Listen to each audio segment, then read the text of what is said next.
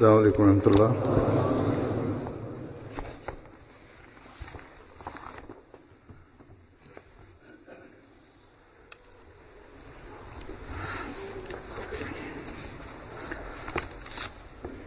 أشهد أن لا إله إلا الله وحده لا شريك له وأشهد أن محمدا عبده ورسوله أما بعد فأعوذ بالله من الشيطان الرجيم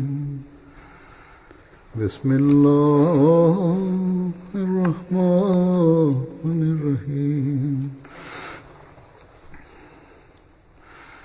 الحمد لله رب العالمين الرحمن الرحيم مالك يوم الدين إياك نعبد وإياك نستعين اهدنا الصراط المستقيم صراط الذين أنعمت عليهم غير المغضوب عليهم ولا الضالين.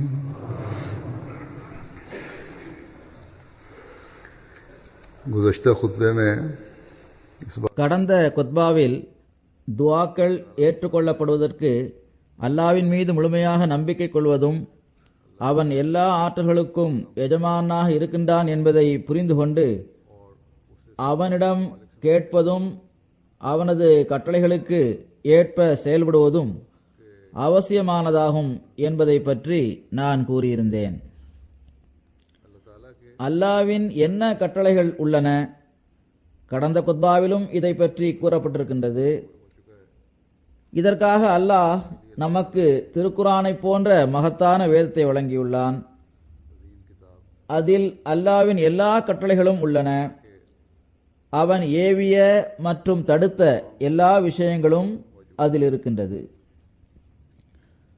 அல்லாஹ் ஃபல் யஸ்தஜீபுலி, எனது அடியார்கள் எனது கட்டளையை ஏற்று நடக்க வேண்டும் என்று கூறியுள்ளான். அந்த கட்டளைகள் திருக்குரானில் இருக்கின்றது.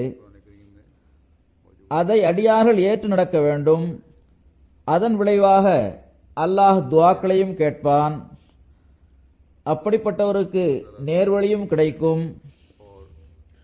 அல்லாஹ் இறுதியாக என்ன விளைவு வெளிப்படும் என்பதை பற்றி லஅல்லஹும் யர்ஷுதூன், அதன் மூலமாக அவர்கள் நேர்வழியை பெறுவார்கள் என்று கூறுகின்றான். மேலும் இந்த நேர்வழியின் காரணமாக அவர்கள் எனது நெருக்கத்தின் காட்சிகளை காண்பார்கள் என்று கூறுகின்றான். அவர்கள் நேர்வழியில் நடப்பவர்களாக இருக்க வேண்டும், நன்மைகளை செய்பவர்களாக இருக்க வேண்டும், தீயவற்றிலிருந்து விலகுபவர்களாக இருக்க வேண்டும், தங்களது படைப்பின் நோக்கத்தை நிறைவேற்றுபவர்களாக அவர்கள் இருக்க வேண்டும், உயர்வான நல்லொழுக்கத்தை பேணியவாறு அவர்களில் ஒருவர் மற்றவரது உரிமையை செலுத்துபவராக இருக்க வேண்டும். என்ன குறிப்பாக குறிப்பிடப்பட்டுள்ள இந்த விஷயங்கள் ரமலானில் மட்டும்தான் தேவைப்படுகின்றதா? நாம் ரமலானில் அல்லாஹ்வின் கட்டளைகளுக்கு ஏற்ப செயல்பட்டால் பிறகு நிரந்தரமாக நேர்வழியை பெற்றவர்களாக நாம் ஆகிவிடுவோமா? ரமலானில் மட்டும் இவற்றை செயல்படுத்துவது போதுமானதா? குறிப்பாக ரமலான் இந்த விஷயங்களை நினைவூட்டுவதற்காகவே வந்திருக்கின்றது. தர்பியத் வழங்குகின்ற மற்றும் நாம் முயற்சி செய்கின்ற இந்த மாதத்தில் நாம் நம்மிடம் சீர்திருத்தத்தை ஏற்படுத்தி உழைத்து அல்லது உழைப்பதற்கு முயற்சி செய்து நம்மில் ஒருவர் மற்றவரை பார்த்து அல்லாஹ்வின் நெருக்கத்தை பெறுவதற்கான வழியை தேட வேண்டும். நம்மில் சிலர் சிறந்த செயல்களை செய்பவர்களாக இருக்கின்றனர், சிறந்த முறையில் இறைவனை வணங்குபவர்களாக இருக்கின்றனர். சிலர் நல்லொழுக்கம் உடையவர்களாக இருக்கின்றனர். இவர்கள் அனைவரும் ரமலானில் ஒன்று சேர்கின்றனர். ஒட்டுமொத்தமாக இவர்களில் ஒருவர் மற்றவரை பார்ப்பதற்கான சந்தர்ப்பம் கிடைக்கின்றது. இதன் மூலமாக தமது நிலைமைகளின் பக்கம் அவர்களுக்கு கவனம் ஏற்படுகின்றது.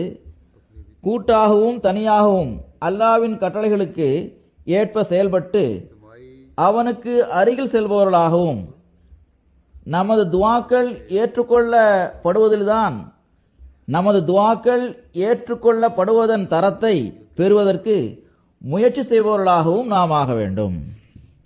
அதன் மூலம் பிறகு நாம் நிரந்தரமாக அல்லாஹ்வின் நெருக்கத்தை பெற்று நமது இம்மையையும் மறுமையையும் சரி செய்து கொள்பவர்களாக ஆக வேண்டும். திருக்குரானில் எண்ணற்ற கட்டளைகள் உள்ளன. அவற்றை செய்யும்படி அல்லது செய்யாமல் இருக்கும்படி இறைவன் நமக்கு கட்டளையிட்டுள்ளான். அவற்றை நாம் அவ்வப்போது அலசி பார்க்க வேண்டும். அந்த கட்டளைகளை மீண்டும் மீண்டும் எடுத்து கூற வேண்டும். இப்போது நான் சில கட்டளைகளை பற்றி கூற இருக்கின்றேன். எல்லாவற்றையும் விட அடிப்படையாக நாம் நமது கண்களுக்கு முன்னால் வைக்க வேண்டிய விஷயம், மேலும் அந்த விஷயம் மனிதனின் படைப்பின் நோக்கமாகவும் இருக்கின்றது, அது இறைவனை வணங்குவதாகும். இதை பற்றி அல்லாஹ் தாலா வமா ஹலக்துல் ஜின்ன வல் இன்ஸ இல்லா லியஅபுதூன் என்று கூறுகின்றான். ஹஜ்ரத் மஸீஹ் மவ்ஊத் அலைஹிஸ்ஸலாம் அவர்கள் இந்த வசனத்தை இவ்வாறு மொழியாக்கம் செய்துள்ளார்கள்: நான் ஜின்களையும் மனிதர்களையும் என்னை வணங்குவதற்காகவே படைத்துள்ளேன். இந்த கருத்தை நான் பலமுறை எடுத்து கூறியுள்ளேன். மீண்டும் மீண்டும் இதன் பக்கம் நான் கவனமூட்டிக் கொண்டிருக்கின்றேன். நம்மில் பலரும் இவற்றை சில நாட்கள் வரை நினைவில் வைத்திருக்கின்றனர், பிறகு அதை மறந்து விடுகின்றனர். எதுவரை என்றால், எனது அறிவில் இந்த விஷயம் இருக்கின்றது, நான் இதை பார்த்துள்ளேன். தமது வாழ்க்கையை ஜமாத்திற்காக அர்ப்பணித்தவர்களில் சிலர், இன்னும் சொல்வதென்றால் அவர்கள் மார்க்க அறிவையும் பெற்றவர்களாக இருக்கின்றனர். அறிவின் அடிப்படையில் இதன் முக்கியத்துவத்தை புரிந்தவர்களாகவும் அவர்கள் இருக்கின்றனர். அவர்களும் கூட எந்த அளவு கவனம் செலுத்தப்பட வேண்டுமோ அந்த அளவு இதன் பக்கம் கவனம் செலுத்தாமல் இருக்கின்றனர். பிறகு ஜமாத்தின் பொறுப்பாளர்கள் இருக்கின்றனர். அவர்கள் கூட்டங்களில் தமது அறிவின் தகுதியை வெளிப்படுத்தி காட்ட முயற்சி செய்கின்றனர். ஒரு நபரது விவகாரம் அவர்களுக்கு முன்னால் எடுத்து வைக்கப்படும் போது திருக்குரான் மற்றும் நபிமொழியின் அடிப்படையில் அவருக்கு அந்த விஷயத்தை புரிய வைக்கின்றனர். ஆனால் அவர்களில் சிலருக்கு சுயமே இந்த அடிப்படையான கட்டளையின் பக்கம் எந்த அளவு கவனம் இருக்க வேண்டுமோ அந்த அளவுக்கு கவனம் இருப்பதில்லை. ஹதரத் வாக்களிக்கப்பட்ட மஸீஹ் அலைஹிஸ்ஸலாம் அவர்கள் ஓரிடத்தில் இவ்வாறு கூறுகின்றார்கள்: நீங்கள் இந்த விஷயத்தை புரிந்து கொள்ளுங்கள். உங்களை இறைவன் படைத்ததன் நோக்கம் அவனை நீங்கள் வணங்க வேண்டும் என்பதேயாகும். நீங்கள் அவனுக்காக ஆகிவிடுங்கள். உலகம் உங்களது நோக்கமாக இருக்கக்கூடாது. எனவே நான் மீண்டும் மீண்டும் இந்த விஷயத்தை கூறுகின்றேன். எனது பார்வையில் இந்த விஷயத்திற்காகவே மனிதன் வந்துள்ளான். ஆனால் இந்த விஷயத்திலிருந்துதான் அவன் விலகி தொலைவில் சென்று விட்டான். ஹஜ்ரத் மஸீஹ் மவ்ஊத் அலைஹிஸ்ஸலாம் அவர்கள் இந்த விஷயத்தை மேலும் விளக்கி கூறியுள்ளார்கள். அதாவது, உலகை உங்களது நோக்கமாக கொள்ளாதீர்கள் என்பதன் பொருள் நீங்கள் உலகப் பணிகளை செய்ய வேண்டாம் என்பதல்ல. சந்தேகமின்றி அந்த பணிகளையும் செய்யுங்கள். ஆனால் இறைவனை வணங்குவது தொடர்பாக உங்களது பொறுப்புகளுக்கும், இன்னும் சொல்வதென்றால் நீங்கள் படைக்கப்பட்டதன் நோக்கத்திற்கும் நீங்கள் எல்லாவற்றையும் விட முன்னுரிமை வழங்குவவர்களாக இருக்க வேண்டும். இன்றைய நாட்களில் ரமலானில் பொதுவாக இதற்கேற்ப நாம் செயல்படுகின்றோம். மேற்கத்திய நாடுகளில் இரவில் இஷா தொழுகை மிகவும் நேரம் கழிந்த பிறகே தொழப்படுகின்றது. தொழுது முடிக்கும் போது இரவு 11 மணி அல்லது 11:15 ஆகிவிடுகின்றது. பள்ளிவாசல்களில் தராவி தொழுகைக்கான ஏற்பாடும் இருக்கின்றது. எனவே இதற்கு பிறகு சிலர் தராவி தொழுகையும் தொழுகின்றனர். வீட்டிற்கு சென்று தூங்கும் போது இரவு 12 மணி அல்லது 12:30 மணி ஆகிவிடுகின்றது. பிறகு 2 மணி அல்லது 2:30 மணிக்கு சஹரி உணவு உண்பதற்கு எழுகின்றனர். சிலர் நஃபிலான தொழுகையையும் தொழுபவர்களாக இருப்பர். தொழுகைக்காக பள்ளி வாயிலுக்கும் அவர்கள் வருகின்றனர். இந்த விஷயம் தொடர்பான அறிவின் முக்கியத்துவத்தை பற்றி மட்டும் தெரிந்திருக்காமல் இது பற்றிய உறுதியான எண்ணம் இருந்தால், அத்துடன் செயலளவிலான முயற்சியும் இருந்தால், இறை வணக்கத்தின் சிறந்த நிலையான தொழுகையில் நாம் சோம்பேறித்தனம் காட்ட மாட்டோம். மாறாக முயற்சி செய்தவாறு இதற்காக வருவோம். பள்ளி வாயில்களில் ஜமாத்தாக தொழுவதும் கூட அல்லாவின் கட்டளைகளில் ஒரு கட்டளையை நிறைவேற்றுவதே ஆகும். எனவே இந்த ரமலானில் உலகத்தை விட மார்க்கத்திற்கு முன்னுரிமை வழங்குபவர்களில் எல்லோரையும் விட முன்னே நிற்பவர்களாக நாங்கள் இருப்பதற்கு எங்களது எல்லா ஆற்றல்களின் மூலமாகவும் முயற்சி செய்வோம் என்று உடன்படிக்கை செய்துள்ள ஜமாத்திற்காக தமது வாழ்வை அர்ப்பணித்தவர்களும் ஜமாத் உறுப்பினர்களின் பார்வை இருந்து வருகின்ற மேலும் நம்மில் சிறந்தவர்களாக அவர்கள் இருக்கின்றனர் என்பதற்காக அவர்களால் தேர்ந்தெடுக்கப்பட்ட பொறுப்பாளர்களும் ஒரு முன்மாதிரியாக திகழ வேண்டும். ரமலானில் மட்டும் அல்லாஹ் கூறியுள்ள வழிமுறைகளுக்கு ஏற்ப அவர்கள் இறைவணக்கத்தின் பக்கம் வலுவாக ஈடுபடக்கூடியவர்களாக இருக்கக்கூடாது. இன்னும் 12 நாட்கள் இருக்கின்றன அல்லது 13 நாட்கள் இருக்கின்றன என்று அவர்கள் நாட்களை மட்டும் எண்ணக்கூடியவர்களாக இருக்கக்கூடாது. ரமலானுக்கு பிறகு நாம் பழைய அன்றாட பணிகளின் பக்கம் வந்துவிட வேண்டும் என்ற நிலை இருக்கக்கூடாது. மாறாக இந்த ரமலானில் கிடைத்த தர்பியத்தும் முயற்சியும் நாம் இறைவணக்கங்களின் பக்கம் கவனம் செலுத்துவதில் எத்தகைய சிறந்த நிலையை உருவாக்கி உள்ளோமோ அதனை நாம் நமது வாழ்வின் நிரந்தர அங்கமாக ஆக்குவதற்கு முயற்சி செய்ய வேண்டும். அவர்கள் தமது முன்மாதிரிகளை நிலைநாட்ட வேண்டும். ஹதரத் வாக்களிக்கப்பட்ட மசீஹ் அலைஹிஸ்ஸலாம் அவர்கள் கூறிய அந்த மேற்கோளை நான் எடுத்து கூறியிருந்தேன். அதில் இந்த விஷயம்தான் கூறப்பட்டிருக்கின்றது. அவர்கள் எந்த அளவு வேதனையுடன் இதன் பக்கம் கவனமூட்டியுள்ளார்கள். ஹுதூர் அலைஹிஸ்ஸலாம் அவர்கள் கூறினார்கள், நான் மீண்டும் மீண்டும் இதன் பக்கம் கவனமூட்டியுள்ளேன். இது தொடர்பாக அன்னாரது வேறு சில மேற்கோள்களையும் நான் எடுத்து கூற உள்ளேன். அதில் மேலும் இதற்கு விளக்கம் கிடைக்கின்றது.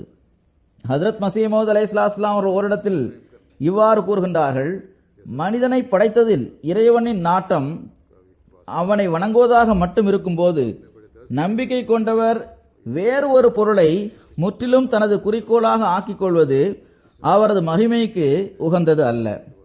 நப்சிற்குரிய உரிமைகளை செலுத்துவது ஆகுமானதுதான், ஆனால் நப்ஸ் வரம்பை மீறுவது ஆகுமானதல்ல. நப்சிற்குரிய உரிமைகளை செலுத்துவதும் கூட ஏன் ஆகுமானது என்றால் அது முற்றிலும் ஒன்றுமற்றதாக ஆகிவிடக் கூடாது என்பதற்காகவே ஆகும். நீங்களும் இவற்றை இந்த நோக்கத்திற்காகவே பயன்படுத்த வேண்டும். இறைவணக்கம் செய்வதற்கு தகுதியுடையவர்களாக உங்களை ஆக்குவதற்காக நீங்கள் அவற்றை பயன்படுத்த வேண்டும். மாறாக அதுவே உங்களது அசல் நோக்கமாகவும் குறிக்கோளாகவும் ஆகிவிடக்கூடாது. நப்சிற்குரிய உரிமையை செலுத்துவது தொடர்பாக நபிமொழியிலும் கூறப்பட்டுள்ளது. ஹஜ்ரத் ரசூலை கரீம் ஸல்லல்லாஹு அலைஹி வஸல்லம் அவர்கள் உங்கள் நப்சின் மீதும் உங்களுக்கு உரிமை இருக்கிறது என்று கூறினார்கள். ஹஜ்ரத் மஸீஹ் மவ்ஊத் அலைஹிஸ்ஸலாம் அவர்கள் கூறுகின்றார்கள், நப்சிற்குரிய இந்த உரிமை இருக்கின்றது என்பது சரிதான், ஆனால் அதில் நடுநிலையை பேண வேண்டும். நப்சிற்குரிய ஆகுமான உரிமையை செலுத்துங்கள். ஏனென்றால் இந்த உரிமைகளை அல்லாஹ் மனிதனின் இயல்பில் வைத்திருக்கின்றான். எந்நிலையிலும் அவற்றை செலுத்துவது அவசியமானதாகும். அவற்றை நீங்கள் பயன்படுத்தி பலன் பெற வேண்டும். சில புலன்கள் இருக்கின்றன, அவற்றிற்குரிய உரிமைகளை செலுத்தாமலும் அவற்றை பயன்படுத்தாமலும் இருந்தால் சில புலன்கள் இல்லாமல் ஆகிவிடுகின்றன. இது மனித படைப்பின் நோக்கம் அல்ல. மாறாக இறைவணக்கத்தை நோக்கமாக கொள்வதுடன் இவற்றை பயன்படுத்துவதும் அவசியமானதாகும். அல்லாஹ் படைத்துள்ள சிறப்பு தன்மைகளையும் ஆற்றல்களையும் பயன்படுத்துவது அவசியமானதாகும். அவற்றை பயன்படுத்தாமல் இருப்பது அல்லாஹ்விற்கு நன்றிகேடு காட்டுவதாகும். ஒரு சஹாபியா இருந்தார்கள். அவர்களின் நிலை மிகவும் மோசமானதாக இருந்தது. அவர் தம்மை அலங்காரம் செய்து கொள்ளாமலும் தலையை வாராமலும் இருந்து வந்தார்கள். அவர்கள் இந்நிலையில் இருந்து வருகின்றார்கள் என்பதை பற்றி ஒருவர் ஹதரத் நபிகள் நாயகம் ஸல்லல்லாஹு அலைஹி வஸல்லம் அவரிடம் புகார் கூறினார். அதை பற்றி அவர்களை அழைத்து பெருமானார் ஸல்லல்லாஹு அலைஹி வஸல்லம் அவர்கள் கேட்டபோது, எதற்காக நான் தயாராக இருக்க வேண்டும்? எனது கணவர் பகலிலும் இறைவணக்கத்தில் ஈடுபடுகின்றார், இரவிலும் இறைவணக்கத்தில் ஈடுபடுகின்றார் என்று அவர்கள் கூறினார்கள். இதை கேட்ட பெருமானார் ஸல்லல்லாஹு அலைஹி வஸல்லம் அவர்கள் அவர்களது கணவரை அழைத்து, உங்களது நஃப்ஸின் மீதும் உங்களுக்கு உரிமை இருக்கின்றது, உங்களது மனைவியின் மீதும் உங்களுக்கு உரிமை இருக்கின்றது என்று கூறினார்கள். எனவே எல்லா வகையான உரிமைகளையும் நாம் செலுத்த வேண்டும். ஆனால் படைப்பின் நோக்கத்தை எந்நிலையிலும் கண்முன் நிறுத்த வேண்டும். நப்சிற்குரிய உரிமை செலுத்தப்படும் போது ஆரோக்கியமும் நன்றாக இருக்கும்.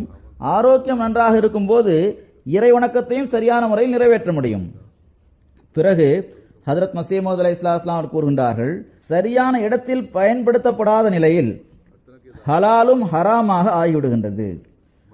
வமா ஹலக்துல் ஜின்ன வல் இன்ஸ இல்லா லியஅபுதூன் என்பதிலிருந்தும் மனிதன் இறைவணக்கத்திற்காக படைக்கப்பட்டுள்ளான் என்பது தெரிகின்றது. இந்த நோக்கத்தை நிறைவேற்றுவதற்காக எந்த அளவு பொருள்கள் தேவைப்படுகின்றதோ அதைவிட அதிகமாக பெற்றுக்கொண்டால் அந்த பொருள் அவருக்கு ஹலாலாக இருந்தும் கூட வீணானதாக இருப்பதால் அது அவருக்கு ஹராமாகி விடுகின்றது. ஒவ்வொரு பொருளையும் ஆகுமான அளவில் பயன்படுத்துவது சரிதான். ஆனால் தேவைக்கு அதிகமாக அதை பயன்படுத்தும் போது ஹலாலும் ஹராமாகி விடுகின்றது. ஹஜ்ரத் மஸீஹ் மவ்ஊத் அலைஹிஸ்ஸலாம் அவர்கள் கூறுகின்றார்கள், எந்த மனிதன் இரவு பகலாக இன்பங்களில் மூழ்கி இருக்கின்றானோ அவன் இறைவணக்கத்தின் என்ன உரிமையை செலுத்த முடியும்? நம்பிக்கை கொண்டவர் ஒரு கசப்பான வாழ்க்கையை வாழ்வது அவசியமானதாகும். ஆனால் சொகுசாகவும் உல்லாசமாகவும் தமது வாழ்வை அவர் கழித்தார் என்றால் அவர் இத்தகைய கசப்பான வாழ்க்கையில் 10 ஒரு பகுதியை கூட, அதாவது ஒரு சிறு பகுதியை கூட வாழ முடியாமல் போய்விடுகின்றது. பிறகு கூறுகின்றார்கள், மனித படைப்பின் அசல் நோக்கம் அவன் தனது இறைவனை அடையாளம் கண்டு கொண்டு அவனுக்கு கீழ்ப்படிந்து நடப்பதாகும். இதை பற்றிய இறைவன் மா ஹலக்துல் ஜின்ன வல் இன்ஸ இல்லா லியஅபுதூன், நான் ஜின்களையும் மனிதர்களையும் அவர்கள் என்னை வணங்க வேண்டும் என்பதற்காகவே படைத்தேன் என்று கூறுகின்றான். ஆனால் வேதனை என்னவென்றால் உலகில் வருகின்ற பெரும்பாலான மக்கள் பருவ வயதை அடைந்த பிறகு தமது கடமையை பற்றி புரிவதற்கு பகரமாக தமது வாழ்வின் நோக்கத்தையும் குறிக்கோளையும் கண்முன் நிறுத்துவதற்கு பகரமாக இறைவனை அவர்கள் கைவிட்டுவிட்டு உலகின் பக்கம் சாய்ந்து விடுகின்றனர். உலகின் செல்வங்கள் மற்றும் அதன் மதிப்பை எந்த அளவு விரும்பக்கூடியவர்களாக அவர்கள் ஆகிவிடுகின்றனர் என்றால் இறைவனுக்கான பங்கு அதில் மிகவும் குறைவாகத்தான் இருக்கின்றது. பல மக்களின் உள்ளங்களிலும் இறைவனை பற்றிய சிந்தனையே இருப்பதில்லை. உலக விஷயங்களில் மூழ்கி அதிலேயே தங்களை மாய்த்துக் கொள்கின்றனர். இறைவன் என்று ஒருவன் இருக்கின்றான் என்பது கூட அவர்களுக்கு தெரிவதில்லை. எனினும் ரூஹை கைப்பற்றுபவர்கள் வந்து உயிரை கைப்பற்றும் போது அவர்களுக்கு அது பற்றி தெரிய வருகின்றது. மரண நேரம் வரும்போதுதான் அவர்கள் உலக பணிகளிலிருந்து வெளியில் வருகின்றனர். இன்னும் சொல்வதென்றால் பெரும்பாலான உலகவாதிகளின் நிலை எவ்வாறு இருக்கின்றது என்றால் மரண வேளையில் கூட உலக செல்வங்கள் பற்றியும் அவற்றை பாதுகாப்பது பற்றியும் தான் அவர்களுக்கு கவலை இருக்கின்றது. ஒரு நம்பிக்கை கொண்டவரின் நிலை இப்படிப்பட்டதாக இருப்பதில்லை. ஆனால் ஆரோக்கியமாக இருக்கும் போது பலரும் வாழ்வின் நோக்கமாக இருக்கின்ற இந்த நோக்கத்தை மறந்து உலக நோக்கங்களை தேடுவதற்காக அதிகம் கவலைப்படக்கூடியவர்களாக இருக்கின்றனர். எனவே நம்மில் ஒவ்வொருவரும் எல்லாவற்றையும் விட நாம் நமது வாழ்வின் நோக்கத்தை நிறைவேற்றுபவர்களாக இருக்க வேண்டும் என்ற கவலைக்கு எல்லாவற்றிற்கும் மேலாக நாம் முன்னுரிமை வழங்குபவர்களாக இருக்க வேண்டும். இந்த ரமலானுக்கு பிறகும் நமது கவனம் இறைவனை வணங்குவதன் பக்கம் இருக்க வேண்டும். இதற்காக பள்ளிவாசல்களை நிரப்ப வேண்டும் என்ற கட்டளையை நாம் கண்முன் நிறுத்த வேண்டும். ஹஜ்ரத் வாக்களிக்கப்பட்ட மஸீஹ் அலைஹிஸ்ஸலாம் அவர்கள் ஓரிடத்தில் கூறுகின்றார்கள், மனிதனின் உள்ளத்தில் இறைவனின் நெருக்கத்தை பெறுவதற்காக ஒரு வேதனை இருக்க வேண்டும். அதன் காரணமாக அவன் இறைவனின் பார்வையில் ஒரு மதிக்கத்தக்க பொருளாக ஆகிவிடுகின்றான். அல்லாஹ்வின் நெருக்கத்தை பெற வேண்டும் என்ற வேதனை ஏற்படும் போது அல்லாஹ்வின் பார்வையில் அந்த மனிதன் மதிக்கத்தக்க ஒரு பொருளாக ஆகிவிடுகின்றான்.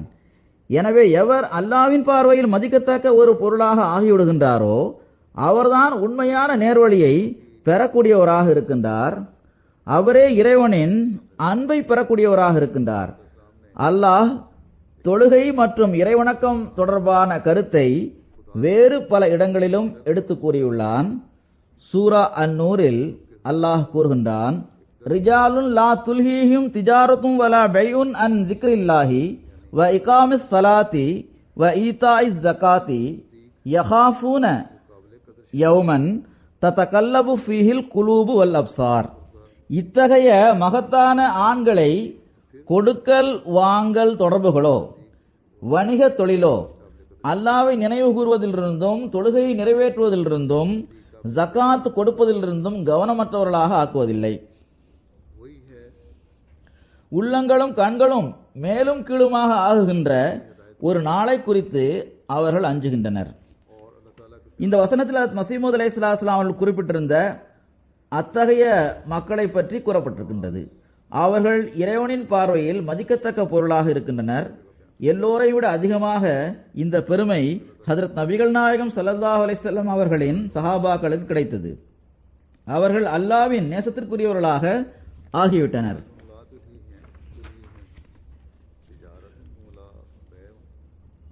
தமது சஹாபாக்களை பற்றி பெருமானார் ஸல்லல்லாஹு அலைஹி வஸல்லம் அவர்கள், அந்த சஹாபாக்கள் உங்களுக்கு வழிகாட்டக்கூடியவர்களாக இருக்கின்றார்கள், எனவே நீங்கள் அவர்களை பின்பற்றி செல்லுங்கள் என்று கூறியுள்ளார்கள். ஹஜ்ரத் மசீமூத் அலைஹிஸ்ஸலாம் அவர்கள் இந்த வசனத்திற்கு விளக்கமளித்தவாறு கூறுகின்றார்கள். ஒரு நபரை பற்றி தஸ்கிரத்துல் அவுலியாவில் குறிப்பிடப்பட்டிருக்கின்றது. ஒரு நபர் ஆயிரக்கணக்கான ரூபாய்களை கொடுத்து வாங்குவதில் ஈடுபட்டிருந்தார். ஒரு இறைநேசர் அவரை பார்த்தார். தனது கஷ்வின் பார்வையை அவர் மீது செலுத்தினார். இந்த அளவு கொடுக்கல் வாங்கல் இருந்தும் கூட, அதாவது அவர் வியாபாரம் செய்தார், பணம் வந்தது, பொருள்களை கொடுக்கின்றார், வெளிப்படையாக பார்க்கும்போது அவர் வியாபாரத்தில் ஈடுபட்டிருந்தார். ஹஜ்ரத் மசீமூத் அலைஹிஸ்ஸலாம் அவர்கள் கூறுகின்றார்கள், இந்த அளவு கொடுக்கல் வாங்கலும் பணத்தை பெறுவதும் இருந்தும் கூட அவரது உள்ளம் ஒரு நொடி கூட இறைவனை விட்டும் கவனமற்ற நிலையில் இருக்கவில்லை என்பது அப்போது தெரிய வந்தது. அவர் வியாபாரமும் அத்துடன் செய்து வந்தார், ஆனால் அல்லாஹ்விடமிருந்து கவனமற்றவராக ஒருபோதும் இருக்கவில்லை. ஹஜ்ரத் மசீமூத் அலைஹிஸ்ஸலாம் அவர்கள் கூறுகின்றார்கள், அத்தகைய மனிதர்களை பற்றிய இறைவன் ரிஜாலுன் லா துல்ஹீஹிம் திஜாரத்தும் வலா பையுன் அன் திக்ரில்லாஹி, எந்த ஒரு வியாபாரமும் கொடுக்கல் வாங்கல் தொடர்புகளும் அவர்களை அல்லாஹ்வை நினைவு கூறுவதிலிருந்தும் கவனமற்றவர்களாக ஆக்குவதில்லை.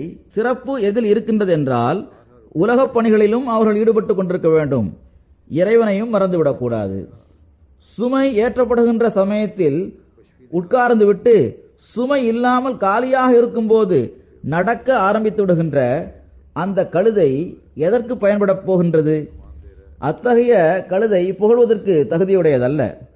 மலைப்பகுதிகளில் குறிப்பாக கோவேரி கழுதைகளை சுமை சுமப்பதற்கு பயன்படுத்துகின்றனர். பிறகு அன்னார் கூறுகின்றார்கள், உலகப் பணிகளுக்கு அஞ்சி தனியாக ஒரு மூலையில் சென்று அமர்பவராக ஆகிவிடுகின்ற அந்த துறவி தனது பலகீனத்தை வெளிப்படுத்துகின்றார். இந்த அம்சமும் நம் முன்னால் இருக்க வேண்டும். இறை வணக்கம்தான் நோக்கமாக இருக்கின்றது, ஆனால் அத்துடன் உலகப் பணிகளையும் செய்ய வேண்டும். எவர்கள் தனியாக ஒரு மூலையில் சென்று அமர்ந்து விடுகின்றனரோ, துறவியாக ஆகிவிடுகின்றனரோ, அவர்கள் பலகீனத்தை வெளிப்படுத்தி காட்டுகின்றனர். இஸ்லாத்தில் துறவரம் இல்லை. பெண்களையும் குழந்தைகளையும் கைவிட்டுவிட்டு சென்று விடுங்கள் என்று நாம் ஒருபோதும் கூறவில்லை. உலக தொழில்களை விட்டுவிடுங்கள் என்றும் நாம் கூறவில்லை. மாறாக வேலை செய்பவர் தனது பணியின் கடமையை நிறைவேற்ற வேண்டும். வியாபாரி தனது வியாபார பணிகளை முழுமையாக செய்ய வேண்டும். ஆனால் அத்துடன் மார்க்கத்திற்கு முன்னுரிமை வழங்க வேண்டும். இதற்கான உதாரணம் சுயமே உலகிலேயே இருக்கின்றது. வியாபாரியும் வேலை செய்பவரும் தமது வியாபாரத்தையும் வேலையையும் மிகவும் சிறந்த முறையில் செய்து முடிக்கின்றார். அவ்வாறு இருந்தும் கூட அவர்களுக்கு மனைவி மக்களும் உள்ளனர். அவர்களுக்குரிய உரிமைகளை அவர்கள் சரியாக செலுத்தி வருகின்றார். ஒருபுறம் வியாபாரமும் வேலையும் இருக்கின்றது. ஆனால் அவர்கள் குடும்ப பொறுப்புகளையும் பிள்ளைகளுக்கு செய்ய வேண்டிய கடமைகளையும் மனைவிக்குரிய உரிமைகளையும் சரியாக நிறைவேற்றுகின்றனர். இரண்டு விஷயங்களும் ஒன்றுடன் மற்றொன்று இணைந்தே செல்கின்றது. ஹஜ்ரத் மசீமூத் அலைஹிஸ்ஸலாம் அவர்கள் கூறுகின்றார்கள், அவ்வாறே மனிதன் இந்த எல்லா விஷயங்களிலும் ஈடுபடுவதுடன் இறைவனுக்குரிய உரிமையையும் செலுத்த முடியும். உலகத்தை விட மார்க்கத்திற்கு முன்னுரிமை வழங்கியவாறு மிகவும் சிறந்த முறையில் தனது வாழ்க்கையை கழிக்க முடியும். தொழுகைகளை பாதுகாப்பது தொடர்பாக இறைவன் கூறுகின்றான், ஹாஃபிzu அல ஸலவாத்தி வஸ்ஸலாத்தில் உஸ்தா வகூமு லில்லாஹி கானித்தீன். உங்கள் தொழுகைகளை பாதுகாத்துக் கொள்ளுங்கள், குறிப்பாக நடுத்தொழுகையை பாதுகாத்துக் கொள்ளுங்கள், மேலும் அல்லாஹ்வின் முன்னிலையில் கட்டுப்பட்டு நடப்பவர்களாக நில்லுங்கள். எந்த ஒரு தொழுகையும் எவ்வகையிலும் ஒருவருக்கு சுமையாக இருந்தாலும் அப்படிப்பட்ட மக்களை பற்றித்தான் இந்த வசனத்தில் குறிப்பாக அல்லாஹ் கூறியிருக்கின்றான். இரவில் வெகுநேரம் விழித்திருந்ததன் காரணமாக, சோம்பலின் காரணமாக ஃபஜர் தொழுகையில் கலந்து கொள்வது ஒருவருக்கு கஷ்டமாக இருந்தால், அந்த நபருக்கு ஃபஜர் தொழுகைதான் சலாத்துல் உஸ்தாவாக, அதாவது நடுத்தொழுகையாக இருக்கின்றது. வியாபாரத்தில் ஈடுபட்டிருக்கின்ற மனிதருக்கு லொஹர் மற்றும் அசர் தொழுகைகளை தொழுவது கஷ்டமாக இருந்தால், அந்த தொழுகையில்தான் அவரது நடுத்தொழுகையாக இருக்கின்றது. ஹாஃபிது என்பதன் பொருள் ஒரு பொருளை வீணாக்குவதிலிருந்து பாதுகாப்பதாகும். எனவே இந்த தொழுகைகளை குறித்த நேரத்தில் நிறைவேற்றும் போதுதான் நம்பிக்கை கொண்டவர் இறைவனுக்கு கட்டுப்பட்டு நடப்பவராக இருக்கின்றார். அதற்குரிய உரிமையை செலுத்தியவாறு தொழுகையை அவர் நிறைவேற்றுகின்றார். விரைவாக வந்து உட்கார்ந்து எழும் நிலை அவரிடம் இருக்காது. பிறகு இன்னொரு கட்டளை திருக்குர்ஆனில் உள்ளது. அது உடன்படிக்கைகளை நிறைவேற்றுவது மற்றும் வாக்குறுதிகளை பேணுவது தொடர்பான கட்டளையாகும். இதில் இறைவனுடன் செய்த உடன்படிக்கையும் இருக்கின்றது, அடியார்களுடன் செய்த உடன்படிக்கையும் இருக்கின்றது. அல்லாஹ்வுடன் செய்து கொண்ட உடன்படிக்கை மார்க்கம் தொடர்பானதாகும். முஸ்லிமாக இருப்பது மற்றும் குறிப்பாக அகமதிகளாகிய நாம் ஹஜ்ரத் மஸீஹ் மவ்ஊத் அலைஹிஸ்ஸலாம் அவர்களுடன் செய்து கொண்ட பையத் உடன்படிக்கையில் உலகத்தை விட மார்க்கத்திற்கு முக்கியத்துவம் அளிப்பதாக நாம் உடன்படிக்கை செய்துள்ளோம். இஸ்லாமிய போதனைகளுக்கு ஏற்ப செயல்படுவதாக நாம் உடன்படிக்கை செய்துள்ளோம். இந்த அனைத்து விஷயங்களையும் பேணுவதற்கு நாம் உடன்படிக்கை செய்துள்ளோம். அவை அல்லாஹ்விற்குரிய உரிமையை செலுத்துவதன் பக்கம் நமக்கு கவனமூட்டுகின்றது. பையத் நிபந்தனைகளில் இந்த எல்லா விஷயங்களும் வந்துவிடுகின்றது. இறைவனின் அடியார்களுக்குரிய உரிமைகளை செலுத்துவதன் பக்கமும் நமக்கு கவனமூட்டப்பட்டிருக்கின்றது. இதன் பக்கம் நாம் கவனம் செலுத்த வேண்டும். அல்லாஹ் கூறுகின்றான், வஅஃபு பிஅஹதில்லாஹி இதா ஆஹத்தும் வலா தன்குசுல் ஐமான பாத தவ்கீதிஹா வகது ஜஅல்துமுல்லாஹ அலைக்கும் கஃபீலா இன்னல்லாஹ யஅலமு மா தஃஅலூன். மேலும் அல்லாஹ்விடம் நீங்கள் செய்திருக்கும் உடன்படிக்கைகளை நிறைவேற்றுங்கள். அல்லாஹ்வை உங்கள் பொறுப்பாளி ஆக்கி சத்தியங்களை உறுதிப்படுத்திய பின்னர் அவற்றை முறிக்காதீர்கள். அல்லாஹ் நீங்கள் செய்பவற்றை நன்கு அறிகின்றான். இது மிகவும் தெளிவான கட்டளையாகும். அதாவது நீங்கள் செய்த 2 உடன்படிக்கைகள் இருக்கின்றன. ஒன்று அல்லாஹ்வுடன் செய்துள்ள உடன்படிக்கையாகும். அது இஸ்லாத்தின் போதனைகளுக்கு ஏற்ப உறுதியாக நடப்போம் என்ற உடன்படிக்கையாகும். பிறகு பையத் உடன்படிக்கையாகும். அதாவது நான் இஸ்லாத்தில் இணைந்து என்னை முஸ்லிம் என்று கூறிக்கொண்டு அல்லாஹ்வின் எல்லா கட்டளைகளுக்கும் ஏற்ப செயல்படுவேன் என்ற உடன்படிக்கையாகும். மற்றொன்று பரஸ்பரம் உங்களில் ஒருவர் மற்றவுடன் செய்து கொண்ட வாக்குறுதியாகும், உடன்படிக்கையாகும். அவற்றையும் நிறைவேற்ற வேண்டும். அல்லாஹ் இங்கு கூறுகின்றான், நீங்கள் அல்லாஹ்வை பொறுப்பாளியாக ஆக்கியுள்ளீர்கள். எனவே இந்த உடன்படிக்கையை நிறைவேற்றுவது உங்களுக்கு அவசியமானதாகும். எங்கு தெளிவாக அல்லாஹ்வின் பெயர் கூறப்பட்டு அவனை பொறுப்பாளியாக ஆக்கிக் கொள்ளவில்லையோ அங்கு தான் செய்த உடன்படிக்கையை முறிப்பதில் எந்த குற்றமும் இல்லை என்று ஒருபோதும் இதற்கு பொருள் அல்ல. உங்கள் சத்தியங்களை முறித்துக் கொண்டால், உடன்படிக்கைகளை முறித்துவிட்டால் அதில் எந்த குற்றமும் இல்லை என்பது இதற்கு பொருள் அல்ல. மாறாக நீங்கள் அளிக்கின்ற ஒவ்வொரு வாக்குறுதியும், நீங்கள் செய்து கொள்கின்ற ஒவ்வொரு உடன்படிக்கையும் முதலாவதாக உண்மையின் அடிப்படையில் இருக்க வேண்டும். ஏனென்றால் நம்பிக்கை கொண்ட ஒருவர் நீதியிலும் உண்மையிலும் நிலைத்திருப்பது அவசியமானதாகும்.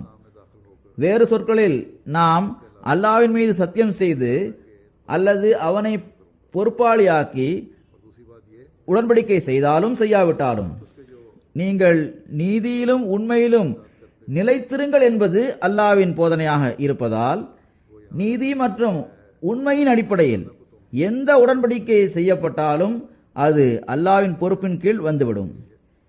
எனவே இந்த கருத்தை புரிந்து கொள்ள வேண்டிய தேவை இருக்கின்றது. நம்பிக்கை கொண்ட ஒருவர் தனது எல்லா வாக்குறுதிகளையும் உடன்படிக்கைகளையும் நிறைவேற்ற வேண்டும். இந்த விஷயத்தின் முக்கியத்துவத்தை நாம் புரிந்து கொண்டால் பிறகு எல்லாவிதமான சண்டைகளிலிருந்தும் பிறரை ஏமாற்றுவதிலிருந்தும் குற்றச்சாட்டுகளிலிருந்தும் சமுதாயம் தூய்மையடைய முடியும். இதனால் குடும்ப விவகாரங்களில் ஏற்படும் பிரச்சனைகளும் கூட ஒருபோதும் உருவாகாது. அங்கும் கூட செய்து கொண்ட உடன்படிக்கை முறிக்கப்படுகின்றது. இன்றைய நாட்களில் நான் பார்க்கின்றேன், உலக பேராசைகளின் காரணமாக உடன்படிக்கைகளை முறிக்கின்ற, ஏமாற்றுகின்ற, நாவால் கூறிய உறுதிமொழியை நிறைவேற்றாமல் இருக்கின்ற விவகாரங்கள் நம்மிடையே அதிகரித்துக் கொண்டிருக்கின்றது. இந்த விஷயங்களினால் ஜமாத்திற்கு அவப்பெயர் ஏற்படுவது மட்டுமல்லாமல் சில நேரங்களில் அப்படிப்பட்ட மக்களது ஈமானும் வீணாகி விடுகின்றது.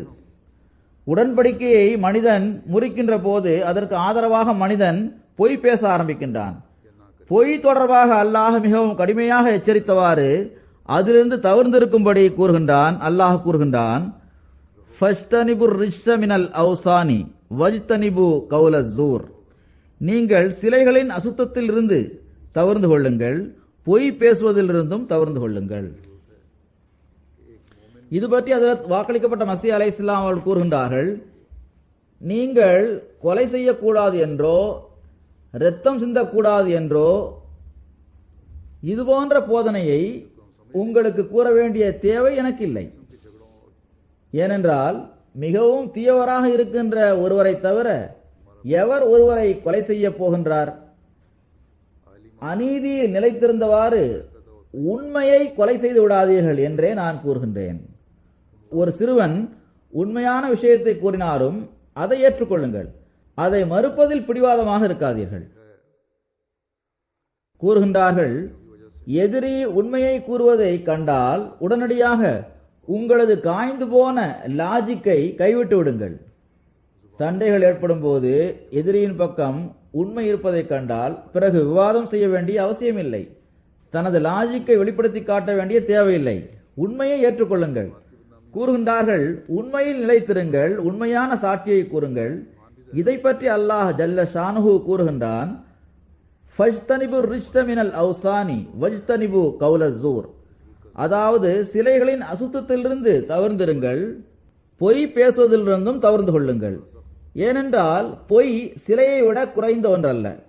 எந்த விஷயம் உண்மையின் கிப்லாவிலிருந்தும் உங்கள் முகத்தை திருப்புகின்றதோ அது உங்கள் வழியில் இருக்கின்ற சிலையாகும். உங்களது தந்தையருக்கும் சகோதரர்களுக்கும் நண்பர்களுக்கும் எதிராக அமைந்தாலும் உண்மையான சாட்சியை கூறுங்கள். எந்த ஒரு பகைமையும் உங்களை நீதியுடன் நடப்பதிலிருந்தும் தடுத்துவிட வேண்டாம். அந்நியர்களுக்கு நாம் இந்த விஷயங்களை கூறுகின்றோம், திருக்குரானின் இந்த போதனையை காட்டுகின்றோம், இது நீதி பற்றிய போதனையாகும் என்று கூறுகின்றோம். ஆனால் நமது சொந்த விவகாரங்கள் வரும்போதும் நம்மில் பெரும்பாலார் இந்த போதனையை மறந்து விடுகின்றோம்.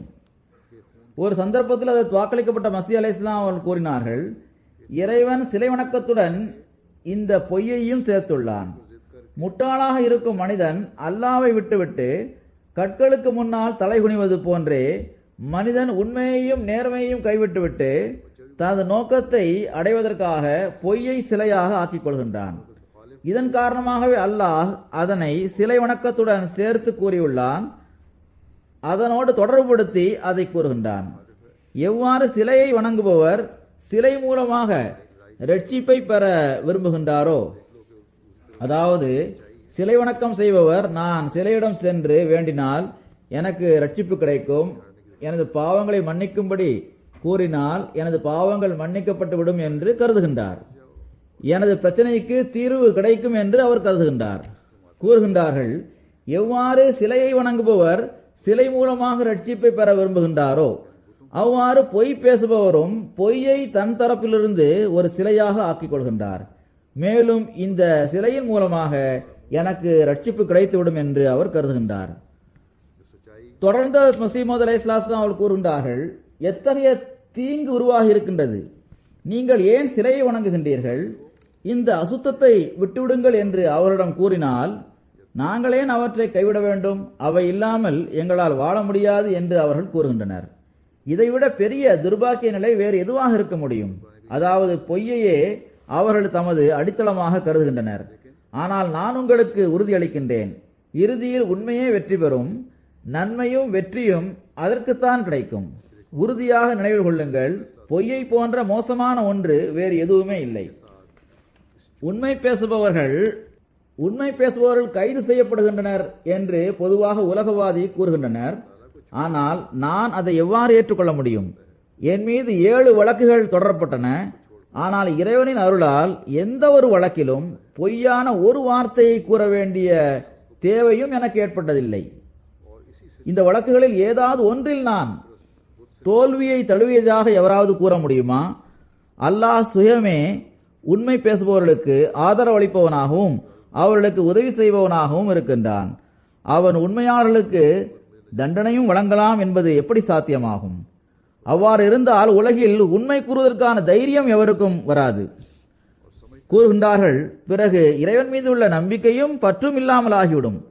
உண்மையாளர்கள் உயிருடன் இருக்கும் நிலையிலேயே மரணித்து விடுவர். அசல் விஷயம் என்னவென்றால், உண்மை கூறுவதனால் எவர்களுக்கு தண்டனை கிடைக்கின்றதோ அது உண்மையை கூறுவதன் காரணமாக கிடைத்த தண்டனை அல்ல. அந்த தண்டனை அவர்கள் செய்திருந்த மறைவிலும் மறைவாக இருக்கக்கூடிய வேறு தீமைகளின் காரணமாக அவர்களுக்கு வழங்கப்பட்டிருக்கின்றது. அவர்கள் வேறு சந்தர்ப்பத்தில் கூறிய பொய்யிற்கான தண்டனையாக அது இருக்கும். இறைவனுக்கு இவர்கள் தொடர்ச்சியாக செய்த தீமைகள் பற்றி தெரியும்.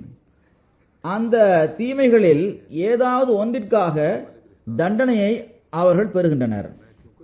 எனவே அல்லாஹ்வின் முன்னிலையில் எப்போதும் பணிவுடன் குனிந்தவாறு நமது பாவங்களுக்காக நாம் அவனிடம் மன்னிப்பு கேட்டுக்கொண்டிருக்க வேண்டும்.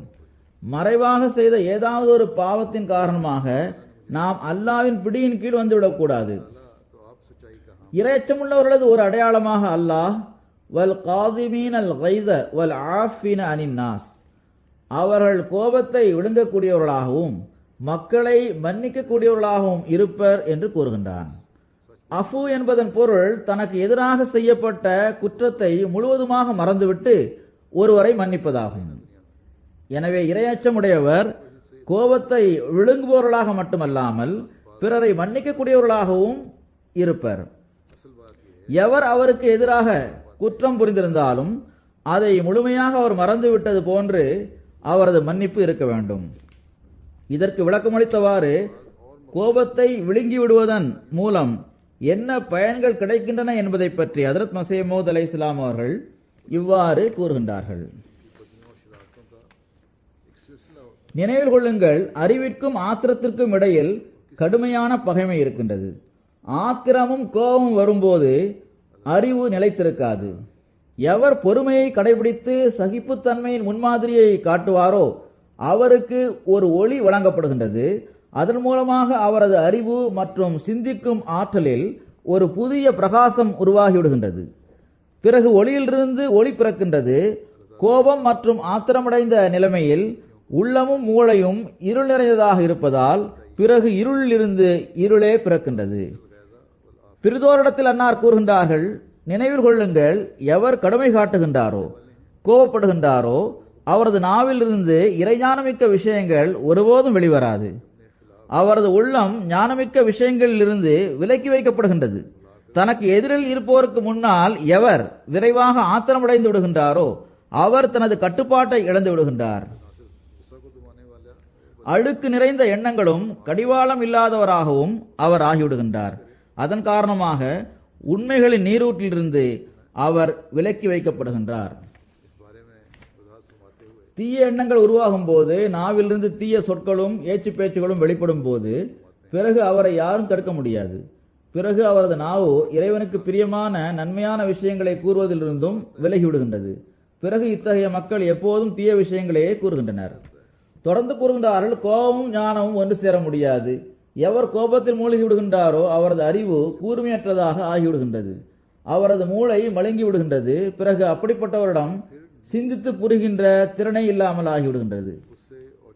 ஹஜ்ரத் மஸீஹ் மவ்ஊத் அலைஹிஸ்ஸலாம் அவர்கள் கூறுகின்றார்கள், இப்படிப்பட்டவருக்கும் எந்த ஒரு களத்திலும் வெற்றியும் உதவியும் தரப்படாது. கோபம் பாதி பைத்தியமாகும். அது கொழுந்துவிட்டு எரியும் போது ஒருவரை முழு பைத்தியமாக ஆக்கிவிடலாம். பிறிதோர் சந்தர்ப்பத்தில் அன்னார் கூறுகின்றார்கள், ஆண் தனது ஆற்றலை பொருத்தமான இடத்திலும் ஆகுமான சந்தர்ப்பத்திலும் பயன்படுத்த வேண்டும். உதாரணமாக, கோபப்படுகின்ற ஆற்றல் இருக்கின்றது.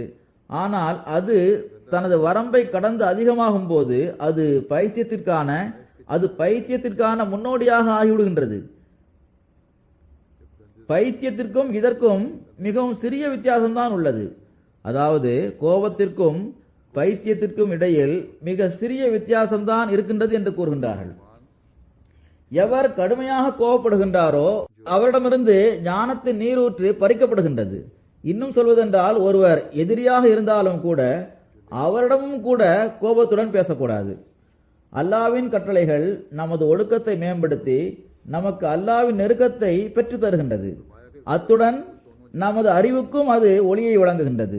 இதன் மூலமாக பல பகைமைகளிலிருந்தும் இழப்புகளிலிருந்தும் மனிதன் தப்பித்துக் கொள்கின்றான். பெரும்பாலும் கோபப்படக்கூடியவர்களுக்கும் சண்டையிடுபவர்களுக்கும் இழப்புதான் ஏற்பட்டுள்ளது என்பதை நம்மால் காண முடிகின்றது. பயன் கிடைத்ததை காண முடியவில்லை. ஹஜ்ரத் மஸீஹ் மவ்ஊத் அலைஹிஸ்ஸலாம் அவர்கள் ஓரிடத்தில் கூறுகின்றார்கள், 2 ஆற்றல்கள் மனிதனை பைத்தியமாக ஆக்கிவிடுகின்றது. அவை என்ன? ஒன்று தப்பெண்ணம் கொள்வது, மற்றொன்று கோபப்படுவது. இந்த 2 ஆற்றல்களும் அதன் உச்சத்தை அடையும் போது அவை மனிதனை பைத்தியமாக ஆக்கிவிடுகின்றது. எனவே அதிகமாக மனிதன் தப்பெண்ணத்திலிருந்தும் கோபத்திலிருந்தும் தவிர்ந்திருப்பது மிகவும் அவசியமானதாகும். தப்பெண்ணத்திலிருந்து தவிர்ந்திருக்கும்படி அல்லாஹ் நமக்கு திருக்குர்ஆனிலும் கட்டளையிட்டிருக்கின்றான். அல்லாஹ் தொடர்பாக கூறுகின்றான், யா அய்யுஹல்லதீன ஆமனு இஜ்தனிபு கஸீரம் மினஸ் ஸன்னி இன்ன பாத ஸன்னி இஸ்முன் வலா தஜஸ்ஸசு வலா யக்தப் பாஸகும் பாஸா அயுஹிப்பு அஹதகும் அன் யாகுல லஅம அஹீஹி மைத்தன் ஃபகரிஹ்துமூஹ் வத்தகுல்லாஹ் இன்னல்லாஹ தவ்வாபுர் ரஹீம். நம்பிக்கை கொண்டவர்களே, நீங்கள் அதிகமாக யூகங்களிலிருந்து விலகிக் கொள்ளுங்கள். ஏனெனில் சில யூகங்கள் பாவமாகும். பிறர் குற்றங்களை தேடி அலையாதீர்கள். உங்களுள் ஒருவருக்கொருவர் புறங்கூறாதீர்கள். உங்களில் எவராவது மரணமடைந்துவிட்ட தம் சகோதரரின் மாமிசத்தை உண்ண விரும்புவாரா? நீங்கள் நிச்சயமாக அதனை கடுமையாக வெறுக்கின்றீர்கள். மேலும் அல்லாஹுக்கு அஞ்சுங்கள். அல்லாஹ் அதிகமாக பாவ மன்னிப்பு கோரப்படுவதை ஏற்றுக்கொள்பவனும் மேன்மேலும் கருணை காட்டுபவனும் ஆவான். இந்த வசனத்தில் முதலாவதாக நாம் தவிர்ந்திருக்கும்படி கட்டளையிடப்பட்ட விஷயம் தப்பெண்ணமாகும். ஹஜ்ரத் மஸீஹ் மவ்ஊத் அலைஹிஸ்ஸலாம் அவர்கள் கூறுகின்றார்கள், தப்பெண்ணம் கொள்வது எத்தகைய நோயாகவும் எத்தகைய மோசமான தீமையாகவும் இருக்கின்றது என்றால், அது மனிதனை குருடனாக்கி அவனை அழிவின் இருள் நிறைந்த கிணற்றில் விழ வைத்து விடுகின்றது. பிறகு கூறுகின்றார்கள், எல்லா தீமைகளும் மோசமான நிலைமைகளும் தப்பெண்ணத்தால் உருவாகின்றது. இதனாலேயே அல்லாஹ் இதை மிகவும் தடுத்துள்ளான். மனிதன் அதிகமாக தப்பெண்ணங்களிலிருந்து தவிர்த்திருக்க வேண்டும்.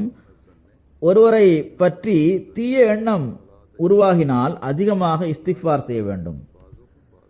ஒருவரை பற்றி தீய எண்ணம் மற்றும் தப்பெண்ணம் உருவாகினால் அதை பற்றி சிந்தித்து அதற்கு தனது உள்ளத்தில் இடமளிப்பதற்கு பகரமாக, அதன் காரணமாக ஒருவர் மற்றவருக்கு இழப்பை ஏற்படுத்துவதற்கு பகரமாக, எவரை பற்றியாவது தப்பெண்ணம் உருவாகினால் அதிகமாக இஸ்திக்ஃபார் செய்ய வேண்டும். மேலும் இறைவனிடம் துஆ செய்ய வேண்டும். அதன் மூலமாக இந்த பாவத்திலிருந்தும் அதன் தீய விளைவிலிருந்தும் தப்பித்துவிட வேண்டும். பாவத்திலிருந்து தப்பிக்க வேண்டும். அந்த பாவத்தின் காரணமாக ஏற்படுகின்ற தீய விளைவிலிருந்தும் தப்பிக்க வேண்டும். தொடர்ந்து கூறுகின்றார்கள், அது அந்த தப்பெண்ணத்திற்கு பின்னால் வரக்கூடியதாகும். அதை ஒரு சாதாரண விஷயமாக கருதக்கூடாது. இது மிகவும் அபாயகரமான நோயாகும். பிறகு இந்த வசனத்தில் அல்லாஹ் நம்மை தடுத்துள்ள 2வது விஷயம் பிறரது குற்றங்களை தேடி அலைவதாகும். அதாவது துருவி துருவி ஒருவரது குறைகளை வெளியில் கொண்டு வருவதாகும். பிறரது குற்றங்களை தேடி அலைவதாகும். அல்லது ஒருவர் ஒரு விஷயத்தை பற்றி கூற விரும்பாமல் இருந்தால் அந்த விஷயம் எப்படியாவது தனது அறிவில் வந்துவிட வேண்டும் என்பதற்காக முயற்சி செய்வதாகும். இதன் காரணமாக தீமைகள் உருவாகின்றன. 3வது கட்டளை புறம் பேசக்கூடாது என்பதாகும். ஒருவரை பற்றி புறங்கூறுவது மரணித்து போன தனது சகோதரரின் மாமிசத்தை உண்பது போன்றதேயாகும். இதனை நீங்கள் கடுமையாக வெறுப்பீர்கள். பெருமானார் ஸல்லல்லாஹு அலைஹி வஸல்லம் அவர்களிடம் புறங்கூறுவது தொடர்பாக கேட்கப்பட்டது. அதற்கு அவர்கள், ஒருவரை பற்றிய உண்மையான விஷயத்தை அவர் அந்த இடத்தில் இல்லாமல் இருக்கும்போது, அவர் அந்த இடத்தில் இருக்கும் பட்சத்தில் அவருக்கு தீயதாக தோன்றும் விதத்தில் கூறுவது புறங்கூறுதலாகும் என்று கூறினார்கள். அதாவது ஒருவருக்கு தீயதாக தோன்றும் விஷயமானது உண்மையாக இருந்தாலும் கூட அவர் இல்லாத சமயத்தில் பிறரிடம் அதை கூறுவது புறங்கூறுதலாகும். கூறப்பட்ட அந்த விஷயம் அவரிடம் இல்லாமல் இருந்தால் இது அவர் மீது சுமத்தப்படும் அவதூறாகும். எனவே இத்தகைய விஷயங்களை பேசுவது இறையச்சமுடையவரது பணி அல்ல. இதன் காரணமாக பிரச்சனைகள் உருவாகும், சமுதாயத்தில் குழப்பம் உருவாகும். எனவே எவரை பற்றியும் புறங்கூறவும் கூடாது, அவரை பற்றி அவதூறாகவும் எதையும் பேசக்கூடாது. எனவே ரமலானில் அல்லாவிற்கு அஞ்சுவதற்கு நாம் விரும்பும் போது, அவனது நெருக்கம் நமக்கு கிடைக்க வேண்டும் என்று நாம் விரும்பும் போது, நமது துவாக்கள் ஏற்றுக்கொள்ளப்படுவதை நாம் பார்க்க விரும்பும் போது, நாம் இந்த தீமைகளிலிருந்து தவிர்ந்திருந்து அல்லாவின் கட்டளைகளுக்கு ஏற்ப செயல்படுவதற்கு நாம் அதிகமாக முயற்சி செய்ய வேண்டும். அல்லாஹ் இதற்கான நல்வாய்ப்பை வழங்குவானாக. நாம் அவனது அனைத்து கட்டளைகளுக்கும் ஏற்ப செயல்பட்டவாறு அவனது நெருக்கத்தை பெறக்கூடியவர்களாக ஆவோமாக. மேலும் ரமலானுக்கு பிறகும் இந்த நன்மைகள் நம்மிடம் நிலைத்திருக்கட்டுமாக. நாம் உண்மையில் அல்லாஹ்வை வணங்கக்கூடியவர்களாக ஆவோமாக. அவனுக்கே முற்றிலும் கீழ்ப்படிந்து நடப்பவர்களாக நாம் ஆவோமாக. தொழுகைக்கு பிறகு நான் ஒரு ஜனாதா காயிப் தொழுகையை தொழ வைப்பேன். இது ஒரு ஷஹீதுடைய ஜனாதாவாகும். சௌத்ரி பஷீர் அஹமத் சாஹிப் அவர்களின் மகனான சௌத்ரி ஹலீக் அஹமத் சாஹிப் அவர்களின் ஜனாதாவாகும். இவர் கராச்சி மாவட்டத்தில் உள்ள ஹல்கா குல்சார் ஹிஜ்ரியை சார்ந்தவராவார். இவர்களை தமது 49வது வயதில் அஹ்மதியத்தின் எதிரிகள் 20 ஜூன் 2016 இரவு ஏறக்குறைய 9:30 மணிக்கு இவரது கிளினிக்கில் நுழைந்து இவரை துப்பாக்கியால் சுட்டு ஷஹீதாக்கிவிட்டனர். இன்னா லில்லாஹி வ இன்னா இலைஹி ராஜிஊன். நமக்கு கிடைத்த விவரங்களின் அடிப்படையில் சௌத்ரி ஹலீக் அஹமத் சாஹிப் அவர்கள் மெடிக்கல் டிப்ளமா படித்திருந்தார்கள். தனது வீட்டிற்கு அருகில் இவர்கள் அலோபதி மற்றும் ஹோமியோபதி கிளினிக் வைத்திருந்தார்கள். சம்பவம் நடந்த அந்த நாளில் வழக்கம்போல் நோன்பு திறந்த பிறகு குல்சார் ஹிஜ்ரியில் உள்ள தமது கிளினிக்கிற்கு திரும்பி வந்து அங்கு வந்திருந்த நோயாளிகளை பார்த்து கொண்டிருந்தார்கள். அப்போது ஹெல்மெட் அணிந்திருந்த அடையாளம் தெரியாத 2 நபர்கள் கிளினிக்கிற்கு வந்து அவர்களை துப்பாக்கியால் சுட்டுவிட்டு அந்த இடத்திலிருந்து ஓடிவிட்டனர். 2 குண்டுகள் அவர்களது தலையில் பட்டது, 2 குண்டுகள் நெஞ்சில் பட்டது. கிளினிக்கிற்கு அருகில் இருந்த மெடிக்கல் ஸ்டோர் வைத்திருந்தவர் உடனடியாக மோட்டார் சைக்கிளில் அவர்களது வீட்டிற்கு சென்று இது பற்றி தகவல் தெரிவித்தார்கள். அவர்களது மகன் உடனடியாக காரை எடுத்துக்கொண்டு வந்தார். காரில் அவர்களை மருத்துவமனைக்கு கொண்டு சென்றார். ஆனால் அவர்கள் மருத்துவமனையை சென்றடைவதற்கு முன்பே ஷஹாதத்தின் பானத்தை அறிந்துவிட்டார்கள். இன்னா லில்லாஹி வ இன்னா இலைஹி ராஜிஊன். கராச்சியில் உள்ள குல்சார் ஹிஜ்ரி ஹல்காவில் கடந்த மே மாதம் 25ஆம் தேதியன்று அடையாளம் தெரியாத நபர்கள் மதிப்பிற்குரிய ஹாஜி குலாம் முஹைதீன் சாஹிப் அவர்களின் மகன் சௌத்ரி தாவூத் அஹமத் சாஹிப் அவர்களையும் துப்பாக்கியால் சுட்டு ஷஹீதாக்கிவிட்டனர். ஷஹீத் மர்ஹூமின் குடும்பத்தில் அகமதியத்தின் அறிமுகம் அவர்களது தாத்தாவான அமிர்தசரஸை சார்ந்த மதிப்பிற்குரிய அல்லாஹ் பக்ஷ் சாஹிப் மூலமாக ஏற்பட்டது. இவர்களது குடும்பம் அமிர்தசரஸிலிருந்து இடம்பெயர்ந்து வேறு இடத்திற்கு சென்றது. பிறகு அவர்கள் அங்கிருந்து சாங்கட் மாவட்டத்திற்கு சென்று விட்டார்கள். பிறகு அருகிலுள்ள ஷெஹசாத்பூருக்கு பக்கத்தில் உள்ள அகமதுபூரில் ஷஹீத் மர்ஹூம் அவர்கள் 1967 பிறந்தார்கள். FA வரை கல்வி கற்ற பிறகு 1988 கராச்சிக்கு வந்துவிட்டார்கள். பிறகு மெடிக்கல் டிப்ளமா படித்தார்கள். பிறகு ஒரு பிரைவேட் லெபார்டரியில் ரேடியோகிராஃபி டெக்னீஷியனாக அவர்கள் தமது பணியை துவக்கினார்கள். அத்துடன் மாலை நேரத்தில் தமது கிளினிக்கில் மெடிக்கல் பிராக்டிஸ் செய்து வந்தார்கள். அதற்கு பிறகு லெபார்டரியில் செய்து வந்த வேலையை விட்டுவிட்டு முழுமையாக மெடிக்கல் கிளினிக்கில் பணியாற்ற ஆரம்பித்தார்கள். ஷஹீத் மர்ஹூம் அவர்கள் எண்ணற்ற சிறப்பம்சங்களை கொண்டவராக இருந்தார். தப்லீக் செய்வதில் இவருக்கு பேரார்வம் இருந்தது. ஜமாத்தை சாராத நபர்களுக்கு இவர்கள் தப்லீக் செய்து வந்தார்கள். மர்ஹூம் ஜமாத்தான தொழுகைகளை முறையாக பேணி வந்தார்கள். மிகவும் அனுதாப உணர்வுள்ள மனிதராக இவர்கள் இருந்தார்கள். நஃபிலான தொழுகைகளையும் தொழுது வந்தார்கள். உதவி செய்ய தகுதியுடையவர்களுக்கு பணம் வாங்காமல் இவர்கள் சிகிச்சை அளித்து வந்தார்கள். ஜமாத்தை சாராத நோயாளிகள் அவர்களிடம், நீங்கள் காதியானியாக இருக்கின்றீர்கள், உங்களிடமிருந்து மருந்தை வாங்க உள்ளம் விரும்பவில்லை, ஆனால் என்ன செய்வது? உங்களது மருந்தின் மூலமாகத்தான் குழந்தைகள் குணமடைகின்றனர் என்று கூறி வந்தனர். அல்லாஹ்வின் அருளால் இவர்கள் வசியத் செய்தவர் ஆவார்கள். ஜமாத்திற்கு தொண்டாற்றுவதில் எப்போதும் முன்னணியில் இருந்தார்கள். ஷஹீத் மர்ஹூமிற்கு தமது ஹல்காவில் சந்தா வசூல் செய்பவராகவும் அன்சாருல்லா ஜெய்மாகவும் தொண்டாற்றுவதற்கான நல்வாய்ப்பு கிடைத்தது. கடந்த 18 வருடங்களாக தமது ஹல்காவின் வக்ஃபைனவ் செயலராக இவர்கள் தொண்டாற்றி வந்தார்கள். குழந்தைகளை மிக சிறு வயதிலேயே இவர்கள் தொழுகை பேணக்கூடியவர்களாக ஆக்கினார்கள். இவர்களது மனைவியும் பிள்ளைகளும் இதனை எழுதியுள்ளனர். தொழுகைகளை தனித்தனியாக முறையாக அதற்குரிய நேரத்தில் இவர்கள் நிறைவேற்றி வந்தார்கள். தினந்தோறும் திருக்குரானை ஓதி அதன் மொழியாக்கத்தையும் படிப்பது இவர்களின் வழக்கமாக இருந்து வந்தது. காலத்தின் கலீஃபாவின் குத்பாவை தானும் கேட்பதுடன் எப்போதும் தனது குழந்தைகளையும் அதனை கேட்க வைத்தார்கள். காலையிலும் மாலையிலும் கண்டிப்பாக எம்டிஏ பார்ப்பார்கள். வீடுகளில் தர்பியத்திற்கு எம்டிஏ பார்ப்பதுதான் மிகவும் சிறந்த வழியாகும். மெஹல்லாவில் உள்ளவர்களுக்கு உதவி செய்பவர்களாக இருந்தார்கள். அவரது மனைவி எழுதுகின்றார், 2 மாதங்களுக்கு முன் நான் கனவில் 2 கிளாஸ்களில் சர்பத் நிரப்பி வைக்கப்பட்டிருப்பதை பார்த்தேன். இது என்ன சர்பத் என்று நான் கேட்கின்றேன். அது ஒரு சிறந்த சர்பத்தாக எனக்கு தோன்றுகிறது. அப்போது கனவில் இது உலகிலுள்ள மிக சிறந்த பொருளின் சர்பத்தாகும் என்று எனக்கு கூறப்பட்டது.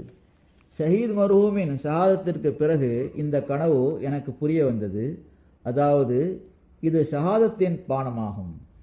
இதற்கு முன்பு ஷஹீதான தாவூத் அஹமத் சாஹிப் அவர்களும் இவர்கள் வசித்து வந்த அதே தெருவில் சில நாட்களுக்கு முன்பு ஷஹீதானார்கள்.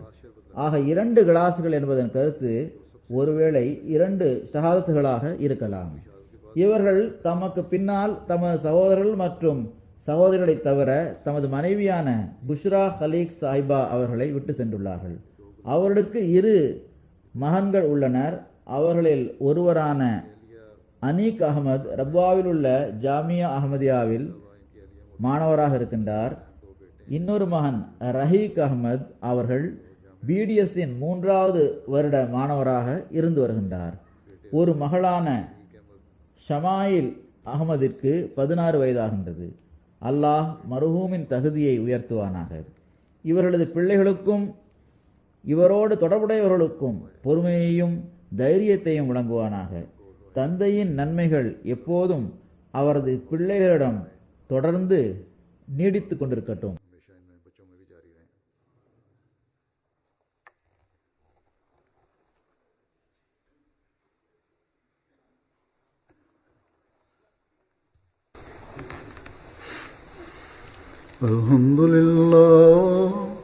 Alhamdulillah nahmaduhu wa nasta'inuhu wa nastaghfiruhu wa nu'minu bihi wa natawakkalu alayhi wa na'udhu billahi min shururi anfusina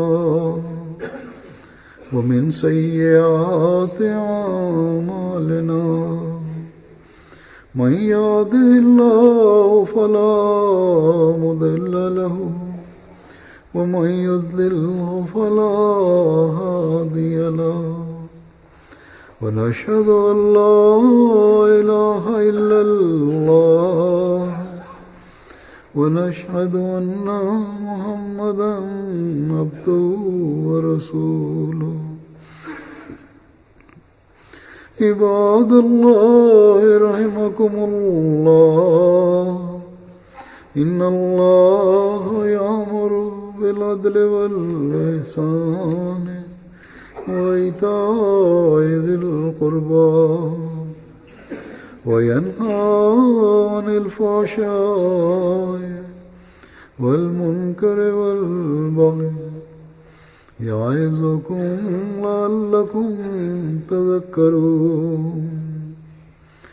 اذكروا الله يذكركم وادعوه يستجب لكم ولذكر الله أكبر.